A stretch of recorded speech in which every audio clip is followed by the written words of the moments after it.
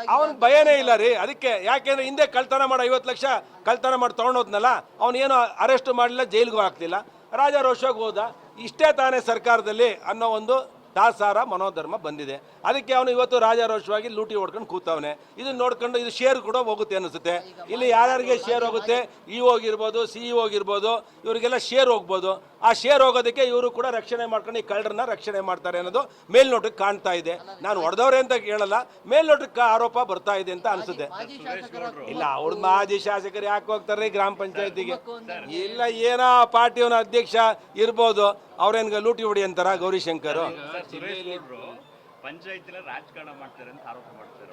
ಅವ್ರು ಏನಾರು ಮಾಡ್ಲಿರಿ. ಅಲ್ರಿ, ಆರೋಪ ಯಾವಾಗ ಬರುತ್ತೆ? ಪಂಚಾಯತಿ ಈಗ ನಮ್ಮಲ್ಲಿ 35 ಪಂಚಾಯತಿ ಇದೆ, 31 ಪಂಚಾಯತಿ BJP ಇದೆ. ಏನಾರು ಇದೆ ಗೌರಿಶಂಕರ್ ಅವರು ಆರೋಪ ಮಾಡಲಿ. ನಾವು ಗೌರಿಶಂಕರ್ ಮೇಲೆ ಏನು ಹೇಳ್ತಿಲ್ಲ, ಅವ್ರಿಗೆ ಬುದ್ಧಿ ಹೇಳಪ್ಪ, ಇಂಥ ಅಯೋಗ್ಯರನ್ನೆಲ್ಲ ಅಧ್ಯಕ್ಷರು ಆಗಿರೋರಿಗೆ ಸರಿಯಾದ ರೀತಿಯಲ್ಲಿ ನಡೆಸು ಅಂತೇಳಿ.